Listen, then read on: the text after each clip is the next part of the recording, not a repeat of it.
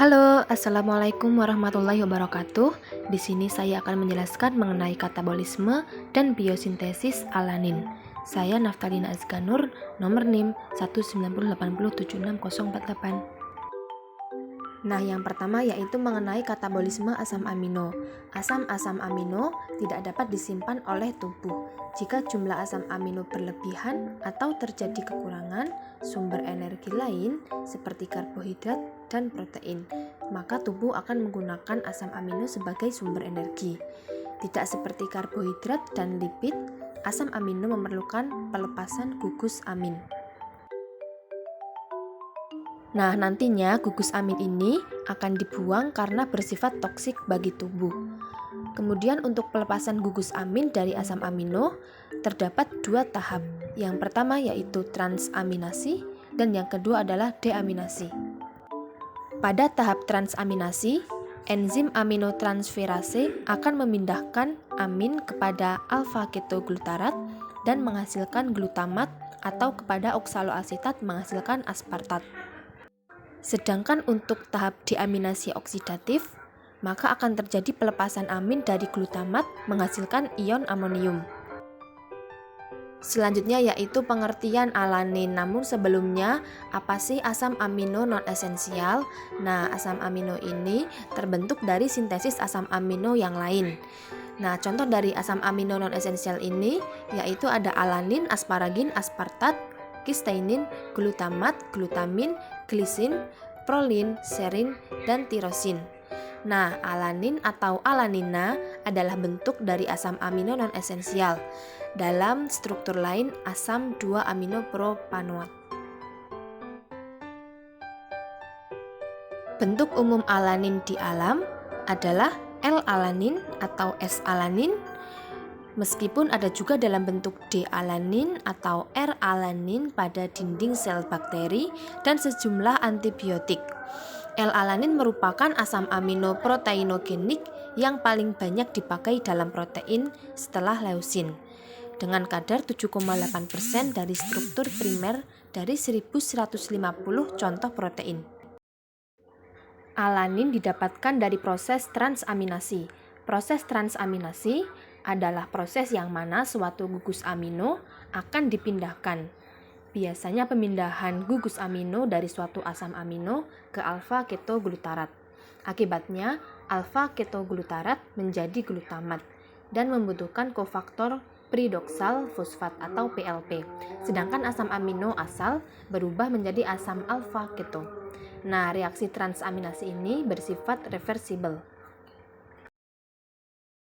Alanin merupakan komponen kimia pada asam amino yang merupakan stimulan pada organ olfaktori berbagai jenis ikan. Nah, selain stimulan organ olfaktori, alanin juga perangsang nafsu makan pada ikan sehingga akan mempengaruhi tingkah laku makannya. Alanin merupakan jenis asam amino non-esensial yang memiliki sifat netral, nonpolar pada pH mendekati 7 dan alifatik. Nah, alanin juga memiliki rantai cabang pada hidrokarbon. Berikut adalah struktur alanin.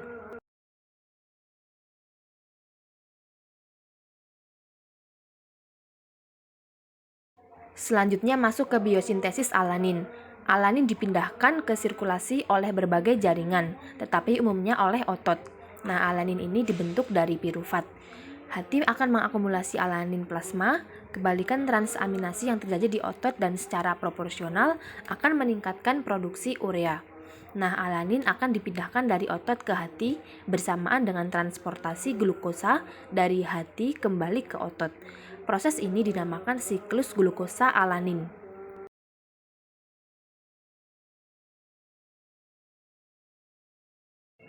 Nah, fitur kunci dari siklus ini adalah bahwa dalam satu molekul alanin, jaringan perifer akan mengekspor pirufat dan amonia ke hati, di mana rangka karbon didaur ulang dan mayoritas nitrogen akan dieliminasi.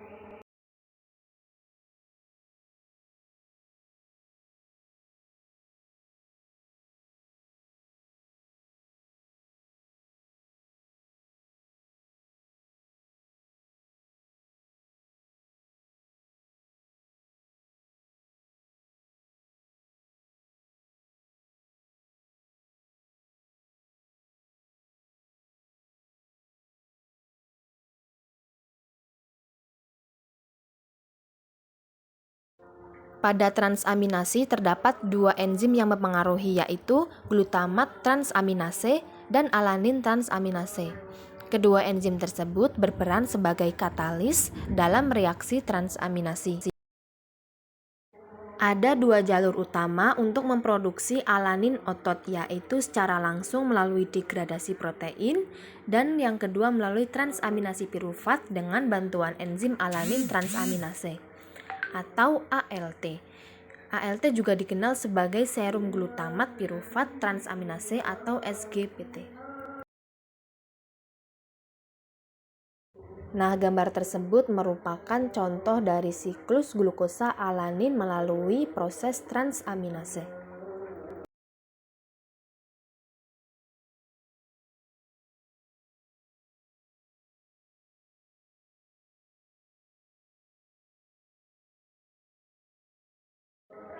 Sekian dari video ini, terima kasih dan semoga bermanfaat.